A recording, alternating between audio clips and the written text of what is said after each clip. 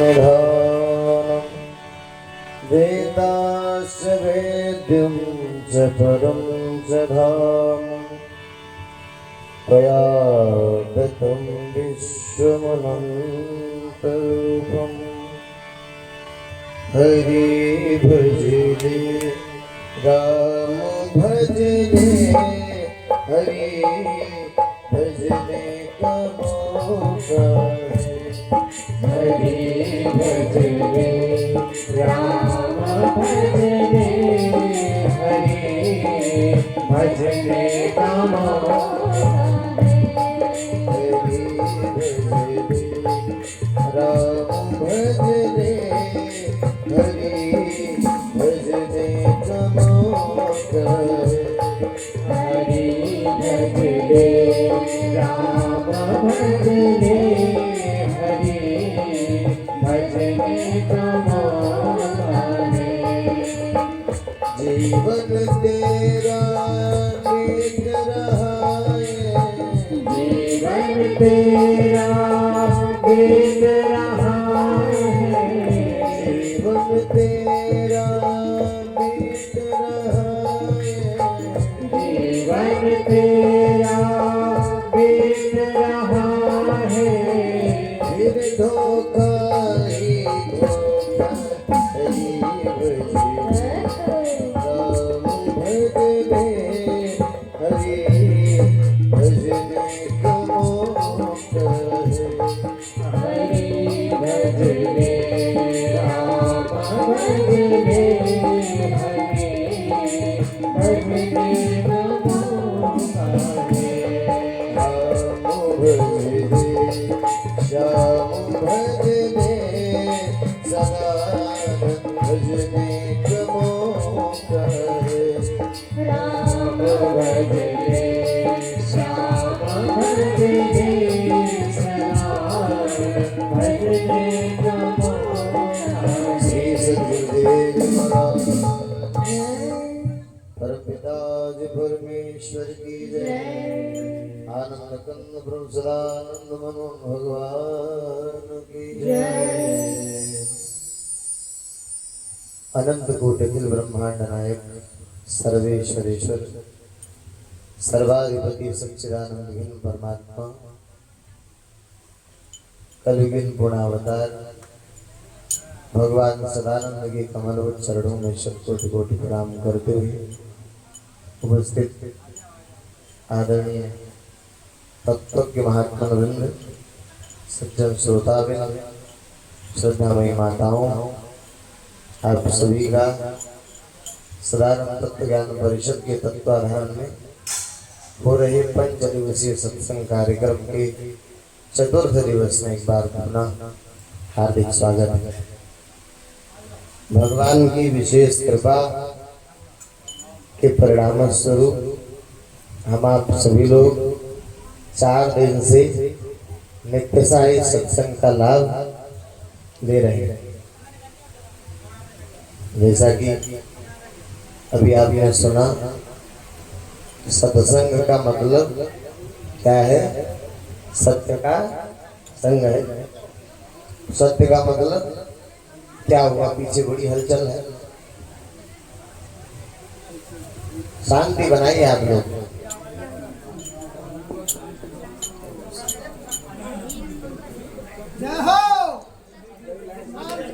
प्रेम से बोलिए सद्गुरुदेव महाराज की जय, परमपिता जी परमेश्वर की जय।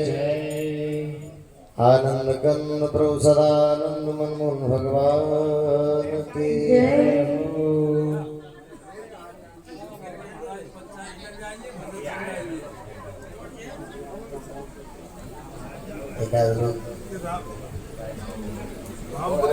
बैठे पीछे उनको बोल दो यार, थोड़ा सवार आगे आप लोग बढ़ जाइए।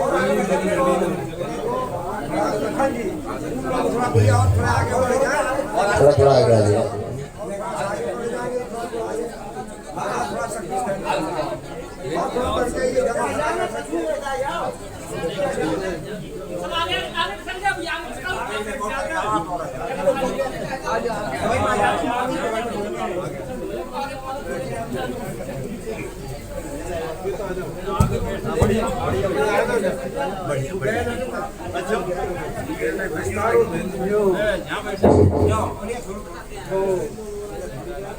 प्रेम से बोलिए सदगुरुदेव जी महाराज की परम पिता जी परमेश्वर की जय।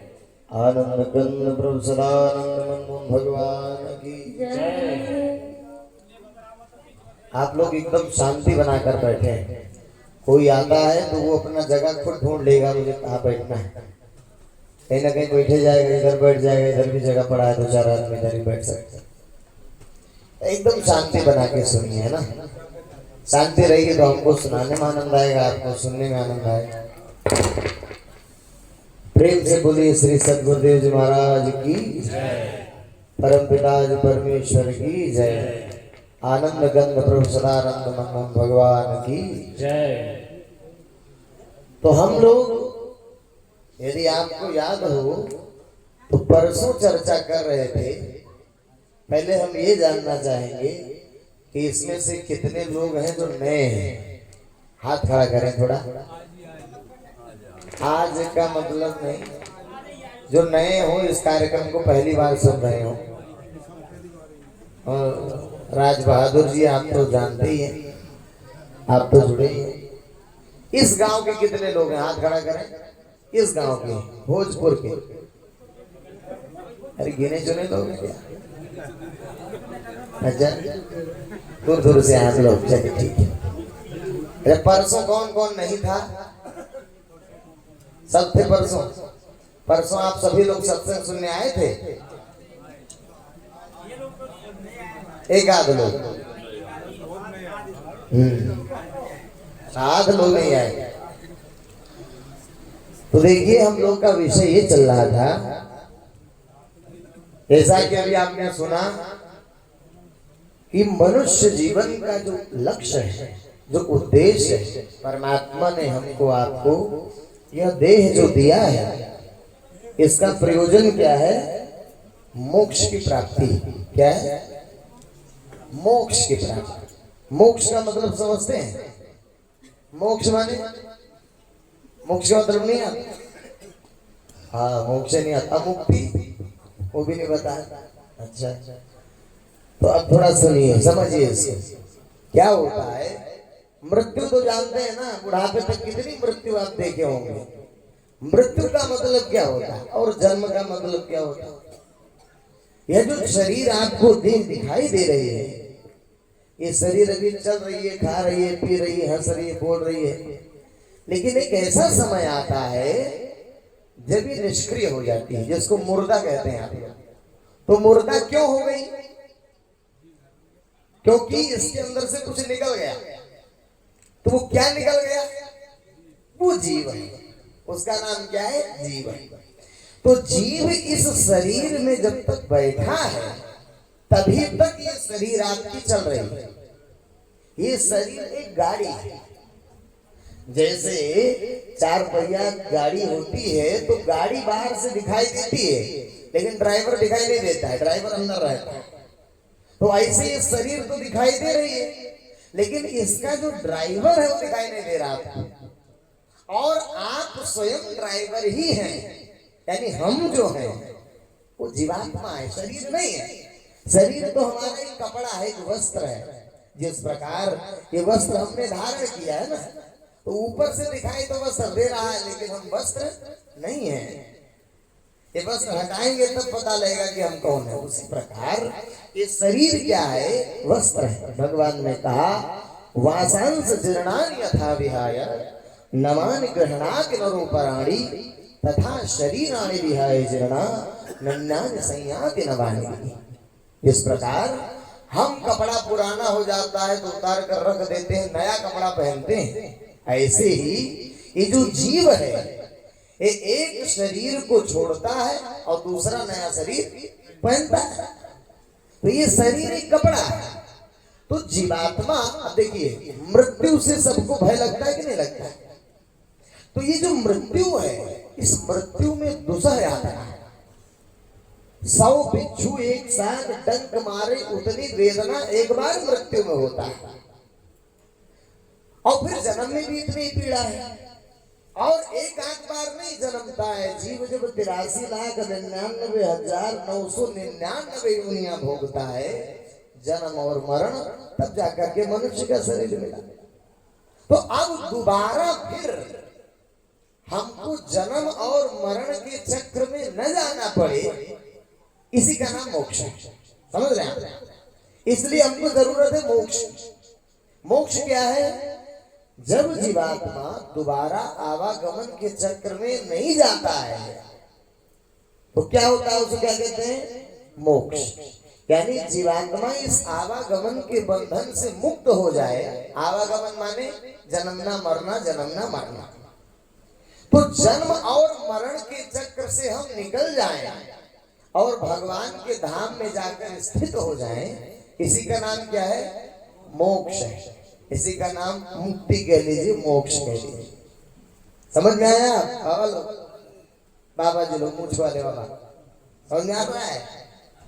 मुक्ति माने ये जीवात्मा दोबारा मरण इसका न हो, दोबारा जन्म इसका न हो, और जन्म और मरण की पीड़ा को बार बार न झेलना पड़े। सदा सर्वदा ये जीवात्मा इस शरीर से निकलकर भगवान के धाम में जाकर के स्थित हो जाए, इसी का नाम क्या है? मोक्ष। समझ में आ गया? अब प्रश्न आता है कि मोक्ष जो वस्तु है ये देगा कौन? कौन देगा मोक्ष? कौन देगा? कौन दे? ये बाबा जी, कौन देता है मोक्ष? कौन दे? भगवान दे। और भगवान क्या है? भगवान क्या है? यही विषय हम लोग परसों चर्चा कर रहे हैं कि भाई भगवान होता क्या है। क्योंकि अब कोई गणेश जी को भगवान कह रहा है, कोई शंकर जी को भगवान कह रहा है, कोई देवी देवताओं को भगवान कह रहा है। आर्य समाजी तो जितने हैं, आर्य समाज जो संस्था है घनघोर कर्मकांडी, पढ़ते वेद हैं और वेद में झारझारा कर्मकांड भरा है। इसलिए बच्चों जो गुरुकुल में भी आजकल जा रहे हैं ऋग्वेद नहीं पढ़ा रहे हैं, उनको पढ़ा रहे हैं शुक्ल यजुर्वेद, क्योंकि सारा कर्मकांड यजुर्वेद में। तो क्यों? कर्म में, यानी उनके लिए देवी देवता अरुण गरुण वरुण अग्नि और वायु और इंद्र और ब्रह्मा शंकर इंद्राज लोकपाल भी जितने हैं, इन सब की पूजा करने में वो लोग लगे। तो मुक्ति कौन देगा? भगवान। तो भगवान है कौन? क्या गणेश जी भगवान है? कौन भगवान है? इस विषय की हम लोग चर्चा कर रहे हैं। तो इस परिप्रेक्ष्य में हम लोगों ने कहां तक हम लोग पहुंचे थे कि एक बार त्रेता युग में रावण के अत्याचार से पृथ्वी जब भारी हुई और पृथ्वी ने सोचा कि भाई पृथ्वी का भार उतरेगा कैसे, तो उतारेगा तो खाली भगवान परमात्मा, उसके सिवाय और कोई रावण को मार नहीं सकता था। तो रावण को नहीं मार सकता था तो पृथ्वी भगवान को खोजने चली कि भाई भगवान कौन है। वहां भी प्रश्न उठा, त्रेता युग में भी ये प्रश्न उठा कि भाई रावण जैसे महाबली को, महायोद्धा को, जिसने काल को भी जीत लिया हो, भाई काल को भी जिसने जीत लिया हो, यमराज को उसकी ड्यूटी करते थे, काल का विजेता रावण। अब बताइए, जिसने काल को भी जीत लिया हो वो मारा नहीं जा सकता किसी क्या तो इसलिए परमात्मा खोजने चली कि भाई भगवान कौन है। तो जब ये खोजने चली तो सबसे पहले किसके पास जाती है? ऋषियों के पास है, और ऋषियों से पूछती है कि क्या आप भगवान जानते हैं? कुछ ऋषियों के आप शायद नाम सुने हो, हालांकि यहाँ के लोग बड़े भोले भाले लगते हैं। आप लोग ग्रंथ कभी पढ़े हैं? उपनिषद वगैरह, रामायण वगैरह, भागवत वगैरह नहीं पढ़े? नहीं पढ़े। तो नाम सुने हैं? अगस्त ऋषि, वाल्मीकि ऋषि, नाम तो सुने होंगे ना। अब बताइए, इतने बड़े बड़े ऋषि महर्षि उस समय थे। याज्ञवल्क्य जी भी थे, भरद्वाज जी भी थे, वशिष्ठ जी भी थे, और विश्वामित्र जी भी थे, जमदग्नि भी थे, अगस्त्य मुनि भी थे। नाना प्रकार के ऋषि महर्षि जिनका व्याख्यान आजकल ग्रंथों में प्राप्त होता है, उन सब के पास गई।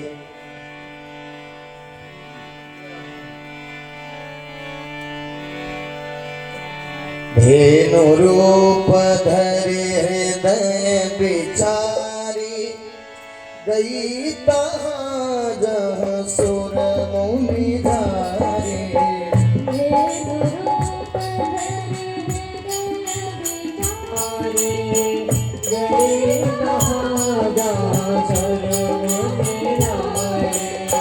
निज संताप सुनाय सिरोई, ताहू पे कछु काज न होई।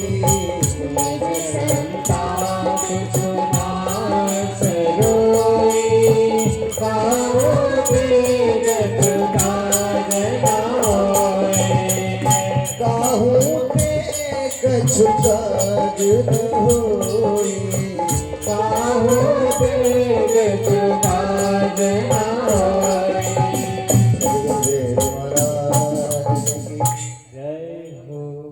पृथ्वी भगवान को खोजने चली, तो भगवान को खोजने चली इसे ऐसे धरती पर, तो बड़े बड़े ऋषि महर्षि उस समय, और ऋषियों के पास जाकर के प्रश्न करते, क्या आप भगवान को जानते हैं? जानते हो तो बताइए। तो एक भी ऋषि महर्षि उस समय का यह कहने वाला नहीं मिला कि मैं भगवान को जानता हूं, जबकि बहुत ऋषि महर्षि। त्रेता युग, सतयुग, द्वापर में जितने ऋषि महर्षि थे,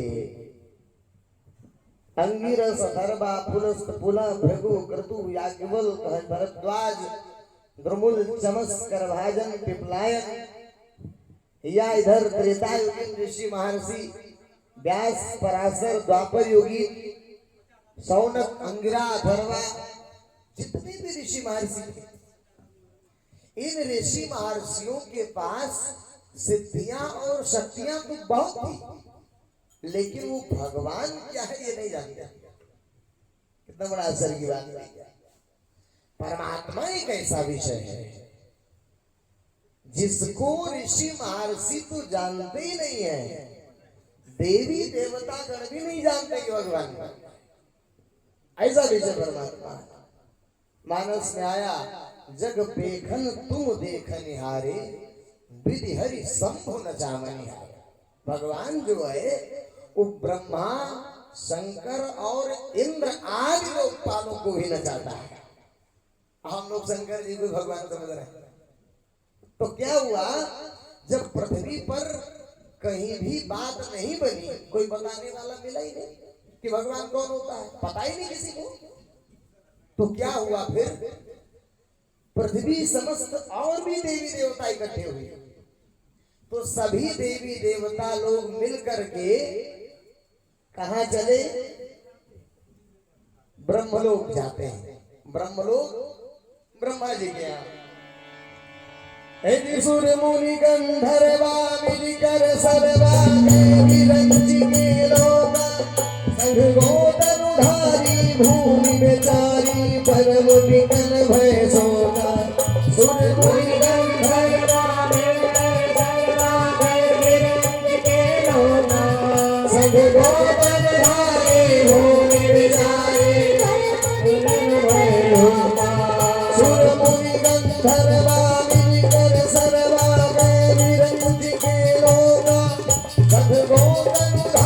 भूमि बेचारी, परम विकल भय सोगा। सुर मुनि गंधर्वा मिलकर सर्वा विरंची के लोका, संग गोदन उधारी भूमि बेचारी, परम विकल भय सोगा।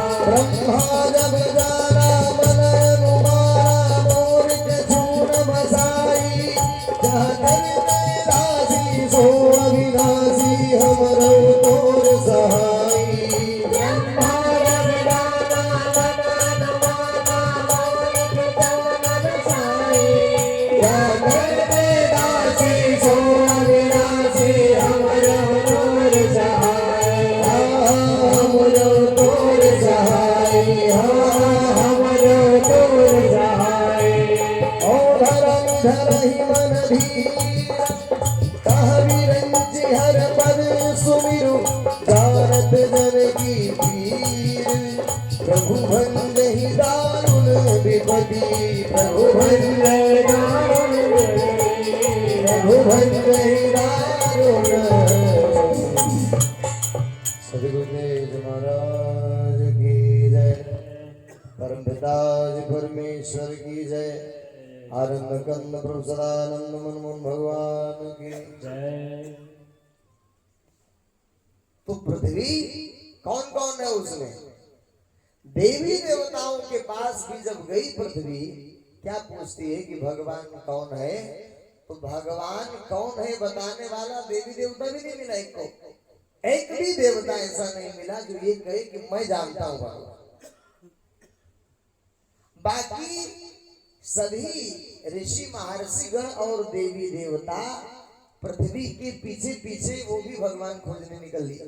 चलो तुम्हारे साथ हम भी खोजेंगे, अच्छा काम कर रही है। तो कौन गया?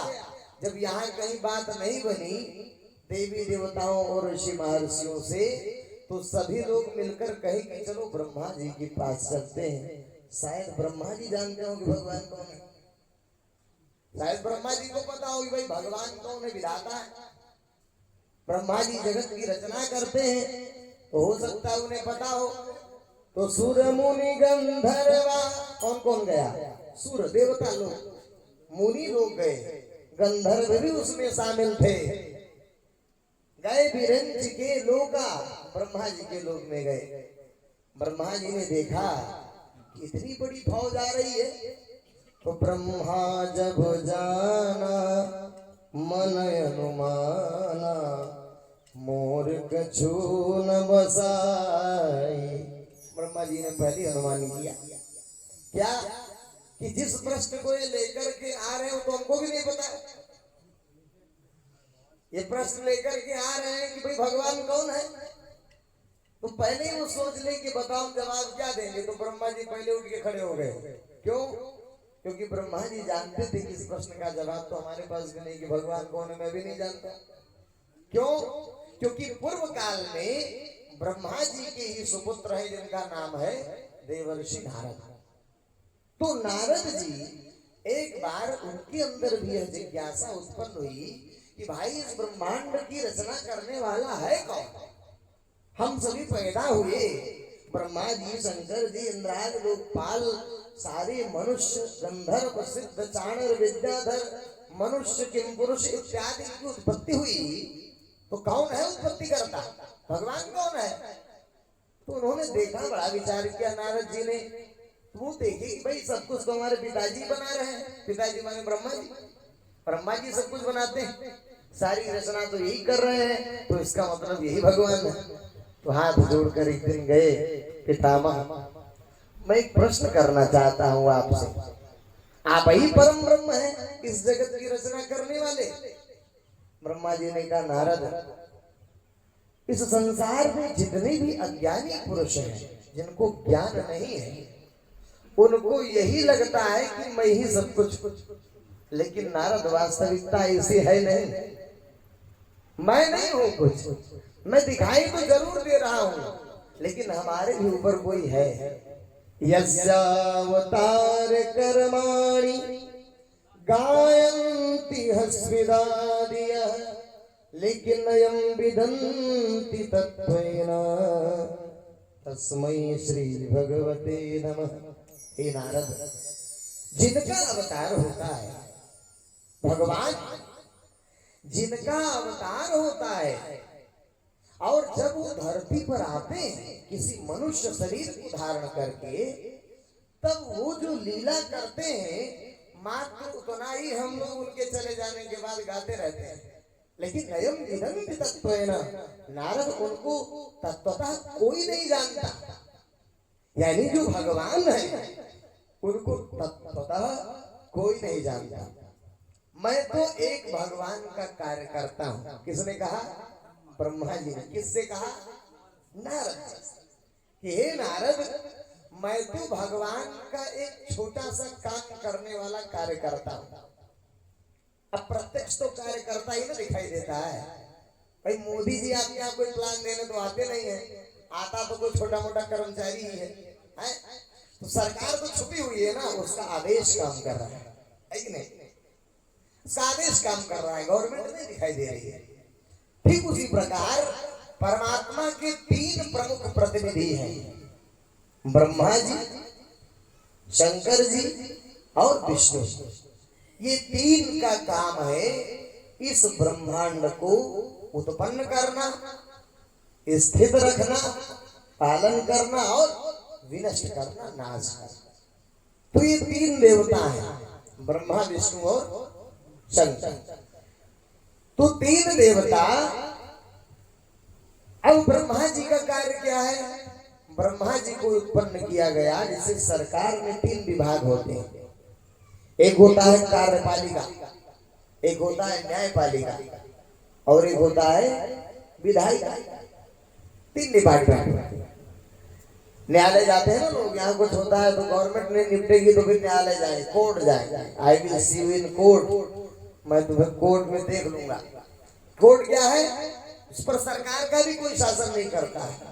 सुप्रीम कोर्ट का जज अगर लिख दे, उठा करके मोदी को भी जेल में डाल दिया जाए, इतना पावर होता है सुप्रीम कोर्ट की जज के पास। तो कहने का मतलब जो तीन विभाग जिस प्रकार यहाँ सरकार के, उसी प्रकार तीन विभाग परमात्मा ने इस ब्रह्मांड को चलाने के लिए बनाया। तो पहला ब्रह्मा जी। ब्रह्मा जी का काम क्या है? उत्पन्न करना, पैदा करना।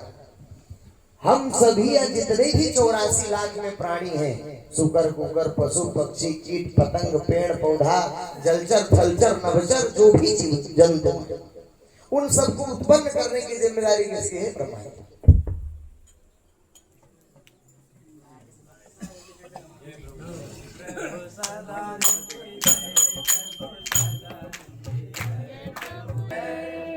परम पिता जी परमेश्वर की जय। आनंद कंद प्रभु सदानंद मनमोहन भगवान की जय। श्री सद्गुरुदेव जी महाराज की जय। तो अब ध्यान दीजिए आप लोग, कृपया शांति बनाए रखिए।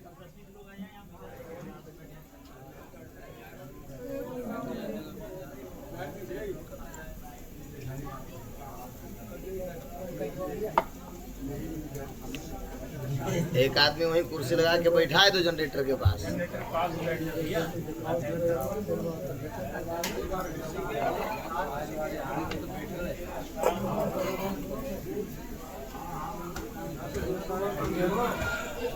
अरे तार लो जरा ऊपर जाते ऊपर तार।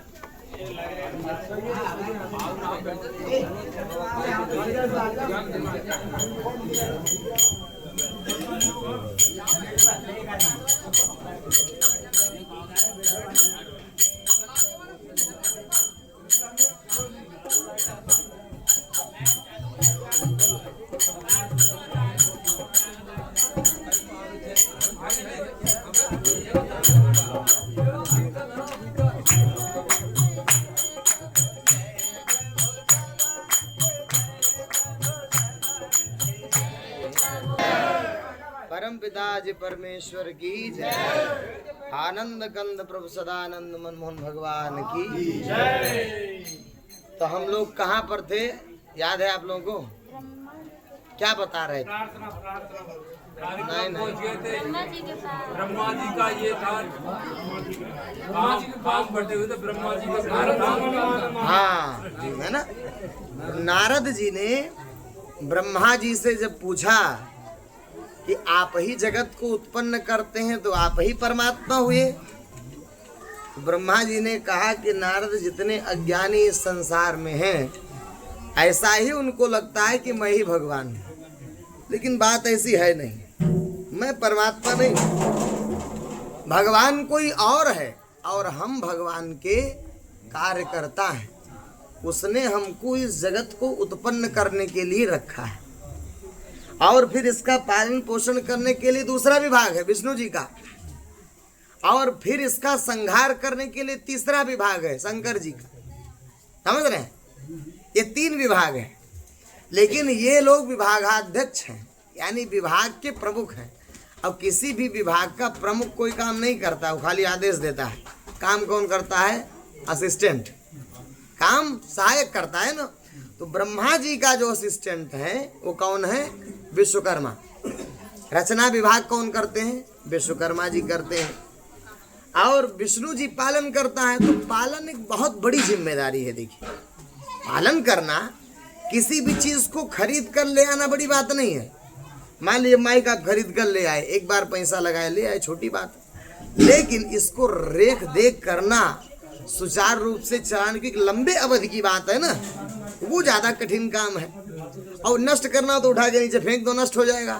तो नष्ट करना और उत्पन्न करना कोई चीज आसान है, लेकिन उसका रेख देख मेंटेनेंस बड़ी बात है ना।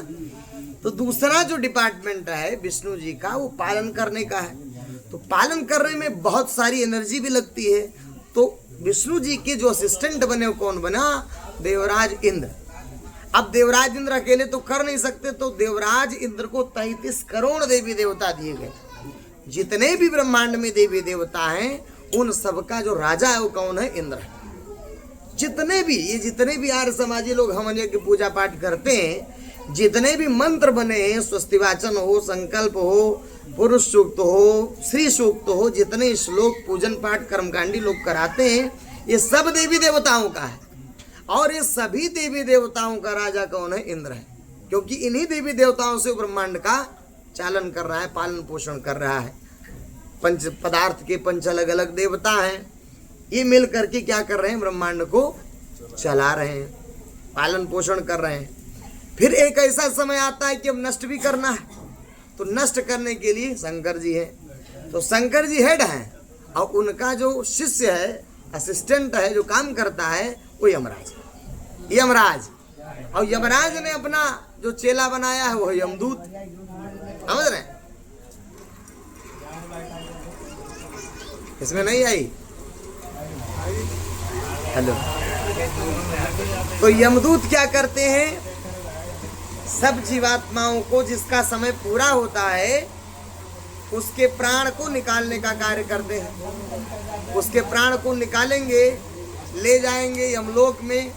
उनके कर्मों के हिसाब से उनके दंड का निर्धारण होगा। फिर उनको 84 लाख योनियों में डाला जाएगा। ये सब काम किसका है?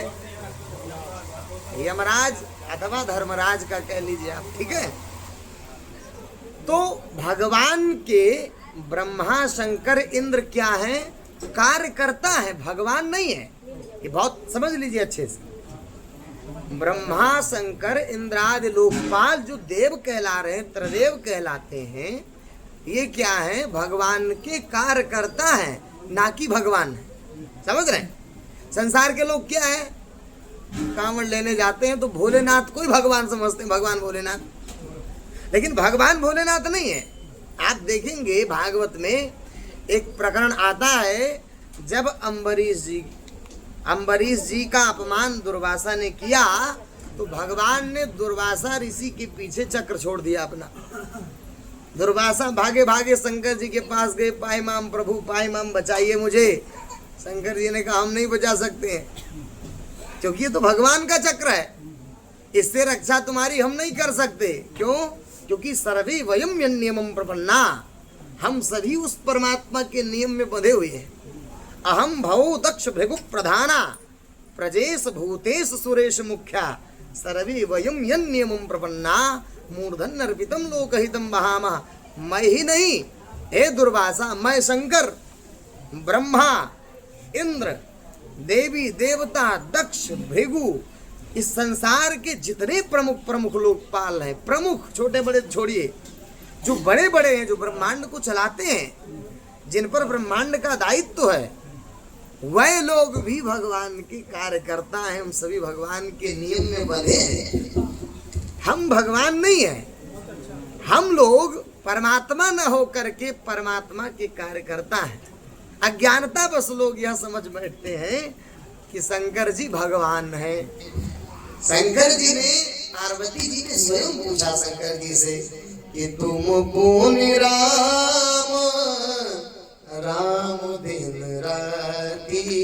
मैं देखती हूँ कि आप दिन रात राम राम राम राम राम राम जपते रहते हैं, मतलब आपसे अलग भी कोई परम ब्रह्म है?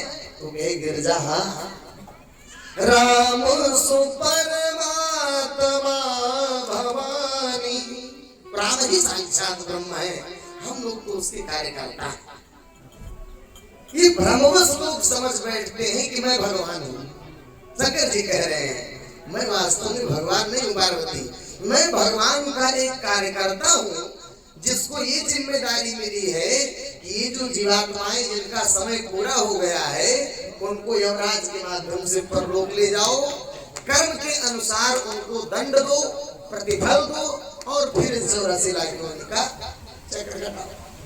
ये जिम्मेदारी हमको मिला है, हम भगवान नहीं। तो जब पृथ्वी सहित समस्त देवी देवता ब्रह्मा जी के पास पहुंचे तो वो तो नारद जी को पहले ही जवाब दे चुके थे कि मैं नहीं जानता हूँ, लेकिन नारद जी इतनी बड़ी टीम टोली लेकर के आ रहे हैं ब्रह्मा जी के पास, और प्रश्न यही है भगवान कौन है? तो ब्रह्मा जब जाना मन अनुमाना कि मोर कछु न बसाई, हमारा भी कोई बस नहीं, हम भी तो नहीं जानते भगवान को।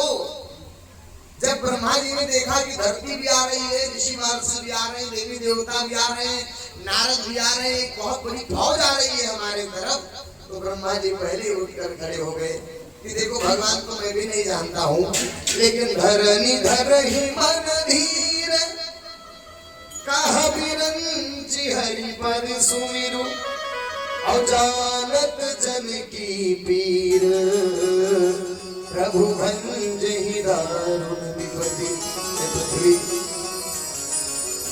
भगवान ने तुमको इस मनुष्यों के पालन पोषण के लिए रखा है, बनाया है, तो वे तुम्हारी विपत्ति को भी जानते हैं। इसलिए मैं परमात्मा तो नहीं जानता हूँ, लेकिन हम सभी को परमात्मा जानते हैं। मैं तो हम लोग तो परमात्मा को नहीं जानते, लेकिन परमात्मा हमको जानते हैं, और तुम्हारे इस कष्ट को भी भगवान जान रहे हैं। मुझे तो नहीं पता है, लेकिन हो सकता है कि शंकर जी जानते हो इस महिमा को। शंकर जी जानते हो भगवान कौन है?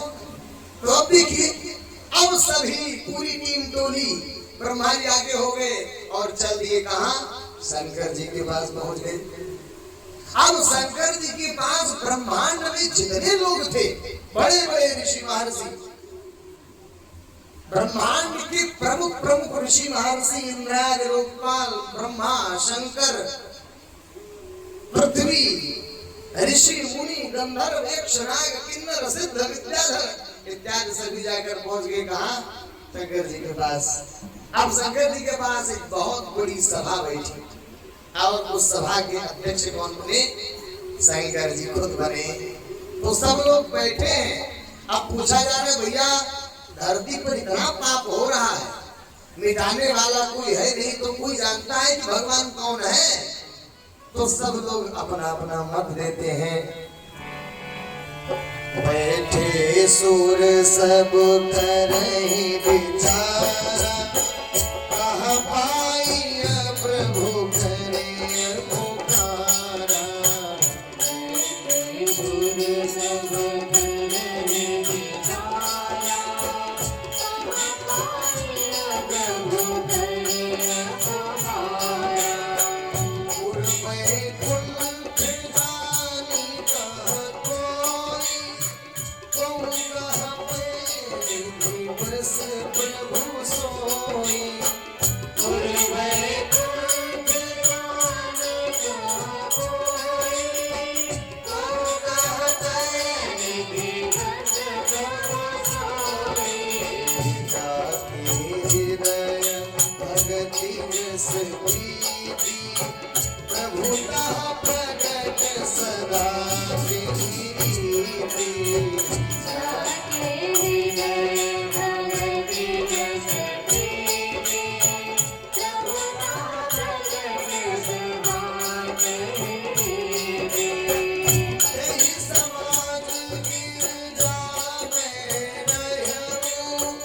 अवसर पाई वचन यक कहूँ,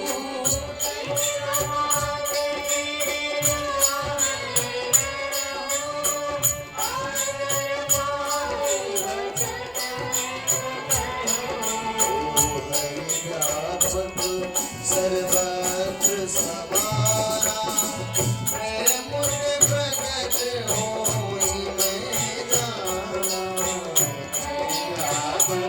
सर्वत्र समाना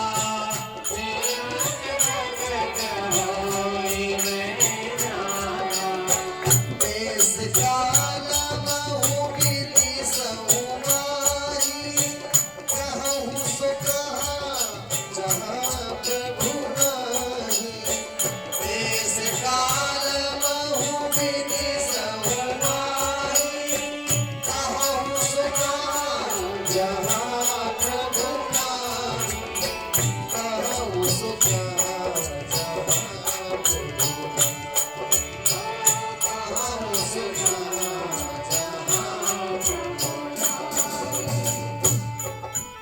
सदगुरुदेव महाराज की परम पिता परमेश्वर की जय आनंद गंध ब्रह्म सदानंद मनमोहन भगवान की जय। अब बताइए ब्रह्मांड में कोई बाकी रह गया? ब्रह्मांड के सभी देवता तो खोज रहे हैं भगवान को। तो अगर शंकर जी भगवान होते तो ये कहते ना कि मैं ही तो भगवान हूँ, कहाँ खोज रहे हो, है कि नहीं? लेकिन शंकर जी ये नहीं कहते, खोज हो रही है वहां कि भाई तुम बताओ भगवान कौन है। तो कोई उसी में खड़ा होकर कहता है वैकुंठ जानी कहा कोई। वो कहता भगवान भाई वैकुंठ में रहते हैं। वो कहता नहीं वैकुंठ वाला भगवान नहीं है। वो कहा पाए दिवस प्रभु सोई। कोई कहता है क्षीर सागर में भगवान रहते। कह रहा नहीं ऐसा भी नहीं है। जाके हृदय भगत जस प्रीति, जिसके हृदय में जैसा प्रेम होता है वैसे भगवान प्रकट होता है। देखिए अलग अलग मत हो गए कि नहीं? यानी क्लियर नहीं है किसी को कि क्या है भगवान वास्तव में।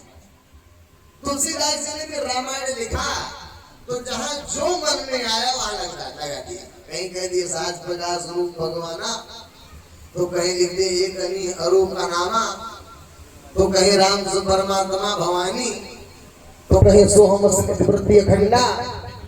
नाना मतलब परिभाषा कहीं क्लियर नहीं हुई कि भगवान है कौन। तो यहाँ भी किसी को पता तो है नहीं, लेकिन अब कोई बात जब पूछी जाती है तो भाई अपना अपना मत लोग देते हैं कि हमारी समझ से ऐसा है। लेकिन जब किसी के मत से संतुष्टि नहीं हुई तो शंकर जी ने कहा देखिए ऐसा है,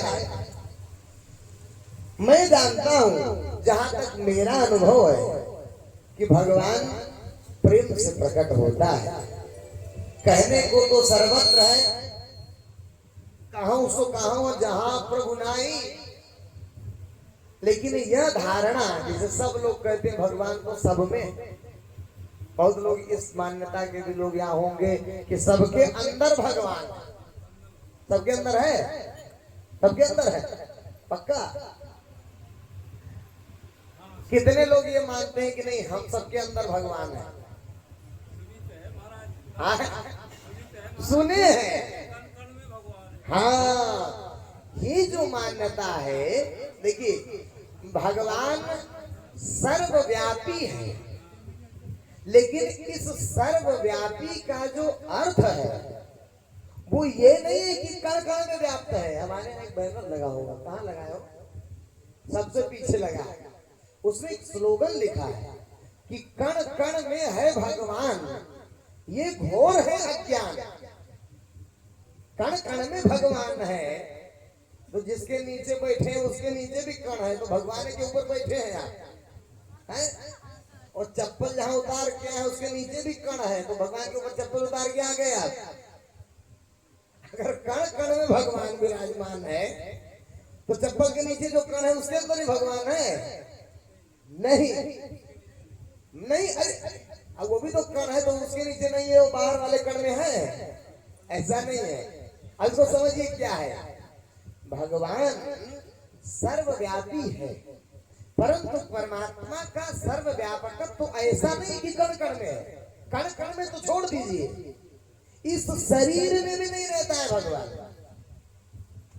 इस शरीर में जो रहने वाला है ना, जब यमराज आता है ना, प्राणों को घसीट कर निकालता है और कोड़ा मारते हुए दंडित करते यम लोग ले जाता है। तो क्या भगवान को दंडित करता है वो? अगर इसके अंदर भगवान है तो यमराज दंड किसको देता है? अगर भगवान है तो यमराज की हिम्मत है कि दंड दे दे भगवान को? अरे असंख्य यमराज उससे पैदा होते हैं, असंख्य सृष्टि ही पैदा होती है, असंख्य शंकर पैदा होते हैं, यमराज को छोड़ दीजिए आप। तो परमात्मा जैसी महान सत्ता को आप कह देंगे कि शरीर में बैठा है या कणकण में बैठा है, इससे बड़ी अज्ञानता और क्या होगी महाराज? परमात्मा सर्वव्यापी है, ये बात सही है, लेकिन कैसे सर्वव्यापी है थोड़ा सा इसको समझिए, बहुत गौर से सुनिए। यही गड़बड़ हो जाता है काम सब।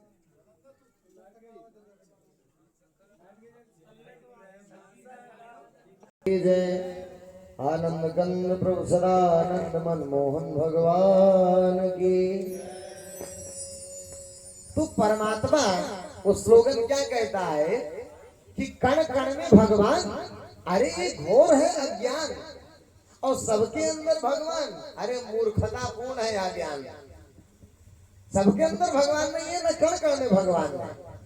अब इसको तीन प्रकार से हम लोग प्रमाणित करते हैं, देखते भी हैं। एक प्रमाण तो विज्ञान का है। जब ऐसी बात वैज्ञानिकों ने सुना कि भाई कण कण में भगवान है, ऐसा लोग कहते हैं, तो उन्होंने देखा कि भाई कण तो सब चीज कण से मिलकर के बना है। ये ईंट किससे? छोटे छोटे कण से ही ना मिट्टी से बना है ना, मिट्टी छोटे छोटे कण से मिलकर बना है ना। तो उन्होंने क्या किया, वैज्ञानिकों ने इस कण को तोड़ना शुरू किया कि देखें कहां भगवान बैठा है इसमें, है ना। तो तोड़ते तोड़ते तोड़ते तोड़ते जब गए तो अंत में उन्हें क्या मिला? अंत में क्या मिला? एकदम अंत में जाइए, आप लोग समझ नहीं पाएंगे इसको, विज्ञान की बात। तो जब अंत में इसको तोड़ते तोड़ते अंत हुआ इस कण का, तो क्या मिला उनको?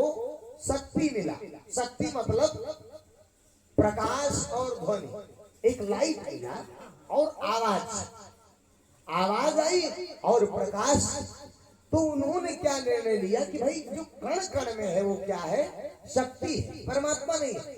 और शक्ति और परमात्मा में अंतर है। ये बात जरूर है कि शक्ति परमात्मा की है, लेकिन शक्ति परमात्मा नहीं है। इसको फिर से समझिए आप। कण कण में क्या है? शक्ति। ये जो पदार्थ बने हैं, पदार्थ माने जो कुछ भी दिखाई दे रहा है आपको, ये सब शक्ति से ही मिलकर के बना है, समझ रहे? यहां तक कि इस शरीर की जो रचना हुई है 5 तत्वों से हुई। आकाश, वायु, अग्नि, जल और थल, 5 तत्वों से शरीर रचा गया। और ये 5 तत्व किससे रचे गए? शक्ति से रचे गए। 5 तत्व किससे बने? शक्ति से बने। तो शक्ति ने ही मिलकर इस सारे ब्रह्मांड को बनाया है। तो कण कण में शक्ति है, परमात्मा नहीं। बात समझ में आ गई? यानी कण कण में क्या है? शक्ति है। और शक्ति भगवान का एक बहुत छोटा सा अंश है, भगवान नहीं है वो।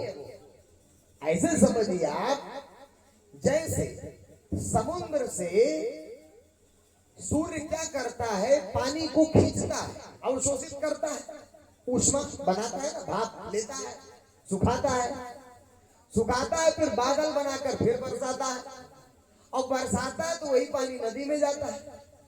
तो नदी में जो पानी है वो समुद्र का क्या है? अंश है। समुद्र का ही ना अंश है नदी में जो पानी है। लेकिन नदी समुद्र नहीं है, नदी अलग है, समुद्र अलग है। नदी समुद्र कब कहलाएगी? जब नदी जाकर के समुद्र में मिल जाए, तब नदी समुद्र कहला सकती है। ठीक उसी प्रकार इस शरीर के अंदर भी जो बोलने वाला है वो परमात्मा नहीं है, वो जीवात्मा है, जीव है। वो जीव इस शरीर में बोल रहा है, परमात्मा नहीं। न शरीर में परमात्मा है और न कण कण में परमात्मा है। इसके भगवान कृष्ण ने अध्याय 9 में 2 श्लोक कहे, 4 और 5। क्या कहता है? मया तत्मिदं सर्वं जगदव्यक्तमूर्तिना मत्स्यधानि सर्वभूतानि न चाहं तेष्वस्थितः। हे अर्जुन, मया ततम् इदं सर्वं, यह संपूर्ण जगत यद्यपि मेरे द्वारा उत्पन्न किया गया है, यह संपूर्ण जगत मुझ निराकार परमात्मा से व्यक्त हुआ, साकार हुआ, लेकिन मत्स्यधानि सर्वभूतानि, ये समस्त भूत मुझ में स्थित हैं, लेकिन न चाहं तेषु अवस्थित, मैं इनमें स्थित नहीं। सीधा मना किया कि मैं इनमें स्थित नहीं हूं। यानी भगवान ने सीधे मना किया कि मैं किसी भी शरीर में स्थित नहीं हूं, कण कण में तो हूं ही नहीं, इन शरीरों में भी नहीं हूं। आत्मा भी इस शरीर में नहीं रहता है। आत्मा और जीव में अंतर समझ लीजिए आप। अगला ही श्लोक कहता है, न जा मत्स्यधानि भूतानि पश्य मे योगमैश्वरम् अभूत भृन्न च भूतस्थो ममात्मा भूत भावनः। हे अर्जुन, न जा मत्स्यधानि भूतानि पश्य मे योगमैश्वरम्, मैं तो हूं ही नहीं, जरा मेरी आत्मा को तो देखो, मेरी योग शक्ति को देखो, जो संपूर्ण ब्रह्मांड का धारण पोषण करने वाली है। ममात्मा भूत भावनः, मेरी आत्मा भी इन शरीरों में निवास नहीं करती। इस शरीर में परमात्मा तो है ही नहीं, आत्मा भी नहीं है इस शरीर में। इसमें क्या है? जीव है। जीव और आत्मा में अंतर है। गौर से सुनना आप लोग। जो यमराज निकाल कर ले जाता है, जिसको नर्क में देता है, स्वर्ग ले जाता है, फिर 84 लाख का चक्कर काटती है, वो आत्मा नहीं, वो जीव है। वो क्या है? जीव है। यानी आप सभी की शरीर को जो चलाने वाला है वो कौन है? जीव है। नर्क किसका होता है? जीव। आत्मा तो विशुद्ध चेतन निर्विकार सत्ता है, यमराज उसका कुछ नहीं कर सकता आत्मा का। क्यों? क्योंकि आत्मा इंद्रिया परा अर्थात विश्व ब्रह्मणः मनसस्तु परा बुद्धिर अबुद्धि आत्मा महान परः। चेतन वर्ग से भी श्रेष्ठ है आत्मा। समझ रहे हैं आप? देवराज क्या बिगाड़ेगा आत्मा का? आत्मा का नर्क स्वर्ग नहीं होता है। नर्क स्वर्ग कौन जाता है? ये जीव जाता है। या इसी को शास्त्रों में जीवात्मा भी कहा गया। वास्तव में जीवात्मा की स्थिति अलग है और जीव की स्थिति अलग है और आत्मा की अलग है। लेकिन ऐसे ही समझने के लिए आप समझ लीजिए, इस शरीर में कौन है? जीवात्मा या जीव है। समझ रहे? तो नर्क स्वर्ग कौन भोगता है? जीव भोगता है। नर्क स्वर्ग कौन भोगता है? जीव कहाँ है? इस देह में बैठा है। इस शरीर को जीव ही चला रहा है। यदि जीव निकल जाएगा तो शरीर मुर्दा हो जाएगा। बात समझ में आया? तो परमात्मा जो है, परमात्मा ना तो कण कण में है और ना ही किसी के शरीर में है।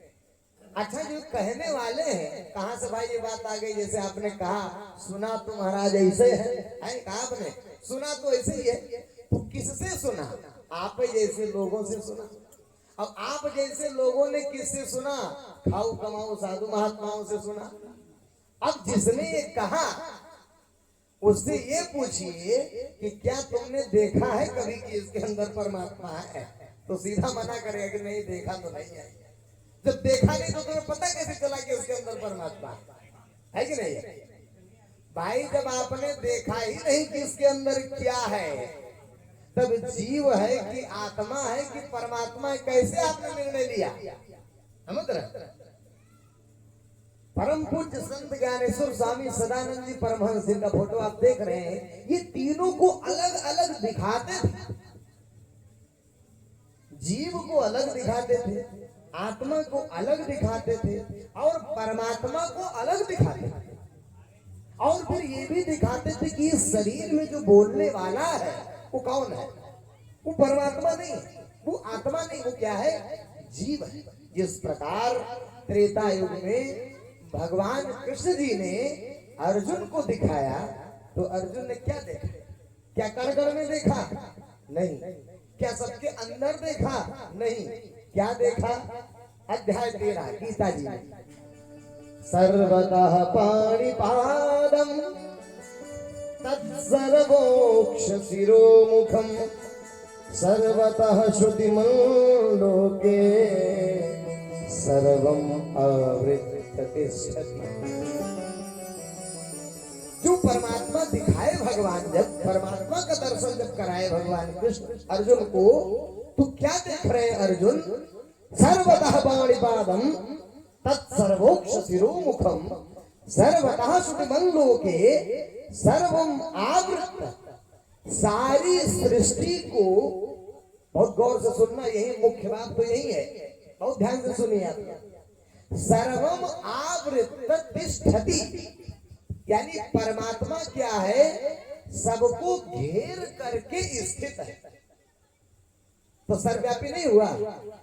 कैसे? जैसे ये फूल है, ये क्या है? फूल है। और ये क्या है? हाथ है।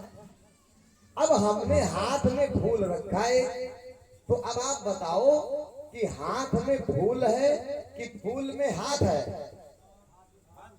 हैं? हाथ में फूल है कि फूल में हाथ है? हाथ में फूल है ना। तो ये है सृष्टि, ये क्या है? सृष्टि ब्रह्मांड, और ये है परमात्मा। तो श्लोक क्या कहते हैं? सर्वम आवृत्त तिष्ठति, यानी सारी सृष्टि को घेर कर वो स्थित है। तो सृष्टि के चारों ओर परमात्मा है कि नहीं? फूल के चारों ओर हाथ है कि नहीं है? भाई फूल तो बीच में ना है, हाथ तो चारों ओर है। तो परमात्मा ऐसे सर्वव्यापी है, सारी सृष्टि को घेर करके वो स्थित है, सब में नहीं है। यानी ब्रह्मांड परमात्मा के अंदर है, परमात्मा ब्रह्मांड में नहीं है। समझ आया? ये सारी सृष्टि भगवान ने कहा ना, मत स्थानी सर्वभूता, समस्त भूत मुझ में स्थित है, लेकिन न चाहम तेषु अवस्थित, मैं उनमें स्थित नहीं। यानी भगवान के अंदर सारी सृष्टि है। भगवान ने कहा यह स्थितम जगत कृत्सनम पश्चात सचराचरम, हे अर्जुन मेरी एक जगह स्थित इस शरीर में जो कुछ तुम सृष्टि का देखना चाहते हो देखो, मैं दिखा रहा हूं। यह स्थितम जगत कृत्सनम पश्चात सचराचरम, सारे जगत को जो कुछ भी तुम देखना चाहो देख ले। बात समझ आई? तो भगवान सर्वव्यापी तो है ये है, लेकिन ऐसा नहीं कि हर कण में घुसा पड़ा है, सारी सृष्टि को घेर करके वो स्थित है। जिस प्रकार ये हाथ ये फूल को घेर कर स्थित है, तो ऐसे ये परमात्मा और ये सृष्टि है, तो सृष्टि को घेर करके परमात्मा स्थित है। समझ में आ गया? परमात्मा कहाँ है?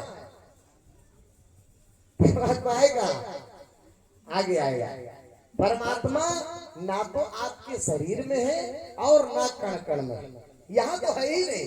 इसलिए ना कहा कि जब जब हो ही धर्म के हानि और बाढ़ी असुर अधम अभिमानी, तब तब धरी, हमेशा नहीं, जब जब तब तब। परमात्मा कब? जब जब अधर्म की वृद्धि होती है तब तब वो शरीर धारण करता है। हमेशा कहाँ रहता है भाई? अगर हमेशा रहता तो उस मीटिंग में सब लोग बैठे थे, शंकर जी भी थे, ब्रह्मा जी भी थे, कण कण में होता तो कोनो कण फोड़ के निकाल लेते, किसी शरीर में होता तो किसी के शरीर को फाड़ कर निकाल लेते। बताइए, शंकर जी बैठे हैं, ब्रह्मा जी बैठे हैं, नारद बैठे हैं, इंद्राज लोकपाल बैठे हैं, कोई नहीं कह रहा है कि मेरे अंदर भगवान है और आपके अंदर भगवान हो गया। तो बताइए, इससे बड़ा वास्तव में नादानी और अज्ञानता क्या होगा कि उस परम सत्ता को अपने शरीर के अंदर कह देना। अरे भी नाक और मुंह दबा दिया जाए ना तो परमात्मा छटपटाने लगेगा। आपका जो परमात्मा कह रहे हो शरीर में बैठा है, अरे आश्रित है, परमात्मा आश्रित नहीं है। परमात्मा क्या है? परम स्वतंत्र न सिर पर कोई, आवहि मन है करहु तुम सोई। परम सुतंद्रन सिर पर धोए, भावहि मलय करहु तुम सोई। माया बस जीव अभिमानी, ईश बस माया गुण खानी। माया बस जीव अभिमानी, ईश बस माया गुण खानी। ईश बस माया गुण खानी। ईश बस माया गुण खानी। परमात्मा क्या है? देखिए क्रम है, एक तरफ जीव है, आत्मा है, माया है, फिर परमात्मा है, चार क्रम है। तो माया के वशीभूत जीव है, माया बस जीव अभिनय। जीव किसके वशीभूत है? माया। और माया किसके वशीभूत है? परमात्मा। और परमात्मा क्या? परम स्वतंत्र, यानी उसके ऊपर कोई है ही नहीं। परम स्वतंत्र न सिर पर कोई, उसके ऊपर कोई नहीं है, यानी वो किसी पर भी आश्रित नहीं है। सृष्टि नाम की जब कोई भी चीज नहीं थी तब भी होती। जब सृष्टि में कुछ भी नहीं था, न आकाश, न वायु, न अग्नि, न जल थल, न मनुष्य, न शक्ति, न ऊर्जा, न आत्मा, न माया, न ब्रह्मा, न शंकर, न इंद्र, न गरुण, वरुण, यमराज, जितने भी ऋषि महर्षि, कोई जन था ही नहीं, तब वो अकेला था। उसी को अद्वैत कहा गया। परमात्मा वंदी वन, एक अकेला था। अहमेवासदेवाग्रे नान्यम यद सद असत परम। जब ब्रह्मा जी को उत्पन्न किया भगवान ने, तो ब्रह्मा जी ने पूछा, को हम, मैं कौन हूं, किस लिए आया हूं? भगवान ने कहा, ब्रह्मा तुम्हारा काम है करना, सृष्टि उत्पन्न करने के लिए तुम्हें बनाया गया है। और मैं जो हूं, अहमेवासदेवाग्रे नान्यम यद सद असत परम। जब तुम भी नहीं थे, जड़ भी नहीं था, चेतन भी नहीं था, सत्य भी नहीं था, असत्य भी नहीं था, अंधकार भी नहीं था, प्रकाश भी नहीं था, तब भी मैं था, केवल मैं। अहम एवं समेवाग्रे नान्यम सद असत परम। असत्य भी नहीं था और सत्य भी नहीं था, तब भी मैं था। यानी वो अकेला था। और वो अकेला है तो उसके किसी पर आश्रित है क्या? हो किसी पर आश्रित है परमात्मा? लेकिन जो इसके अंदर बैठा है ना, वो श्वास पर आश्रित है, तो परमात्मा कैसे हो सकता है? अगर आश्रित है, 2 मिनट के लिए आपका नाक और मुंह दबा दिया जाए भी, तो परमात्मा अंदर छटपटाने लगेगा आपके, क्योंकि वो परमात्मा नहीं, वो जीवात्मा है। इसलिए वो स्वतंत्र नहीं, वो पराधीन है। और पराधीन सपने सुख नहीं, पराधीन है वो। यहां से और आदि शक्ति महामाया तक कोई स्वतंत्र नहीं है, केवल परम स्वतंत्र एकमात्र भगवान है। और ऐसी परम सत्ता को बताते हो कि शरीर में बैठा है, इससे बड़ी जाहिलता और क्या होगी? बताइए भाई, ये पंखा चल रहा है, सही बात है, ये पंखा चल रहा है, ये लाइट जल रहा है, तो लाइट जल रहा है तो हम ये तर्क दे दें कि इसके अंदर ट्रांसफार्मर है, तो ये तो बेवकूफी है ना। ट्रांसफार्मर तो कहीं और लगा, और ट्रांसफार्मर में इतनी क्षमता है कि ऐसे ऐसे कितने बल्बों को जला देगा। तो अगर हम ये तर्क दें कि अगर ट्रांसफार्मर ना होता तो ये बल्ब जलता, तो ये हमारी बेवकूफी है कि नहीं? तो परमात्मा सोर्स है, सारी सृष्टि का सोर्स है। जगत प्रकाश प्रकाशक रामू मायाधीश ज्ञान गुण था। भगवान क्या है? जगत का प्रकाशक है, सारी सृष्टि का उत्पत्ति करता है, स्रोत है, और वो एक है। समझ आया बात? तो परमात्मा ना तो कण कण में है और ना ही सबके शरीर में है। समझ रहे हैं? तो क्या हुआ? अब शंकर जी ने कहा, भैया पता तो यहाँ किसी को भी नहीं है कि भगवान है कौन। अब इतने लोग बैठे हैं, खोज रहे भगवान कौन है, भगवान कौन है। अब क्या हुआ?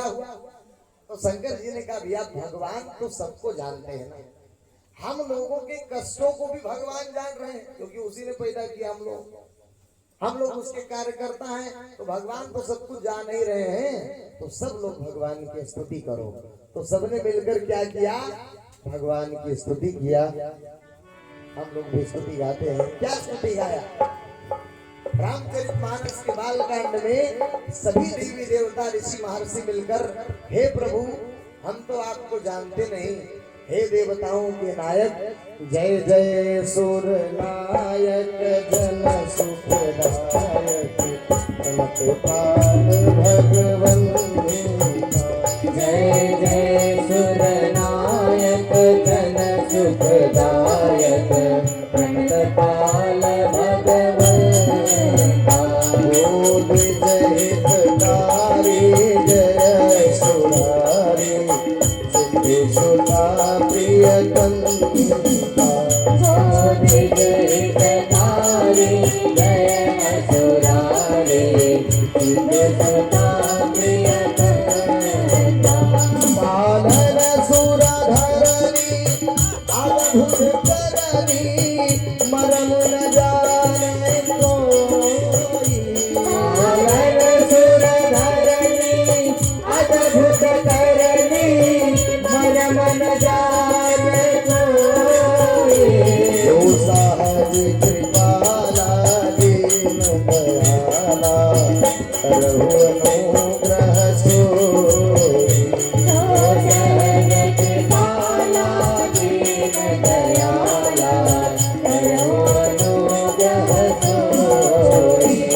जय जय अविनाशी परमधामवासी व्यापक परमानंदा, जय जय अविनाशी परमधामवासी व्यापक परमानंदा, अभिगत गोपीतम चरित पुनीतम माया रहित मुकुंदा, अभिगत गोपी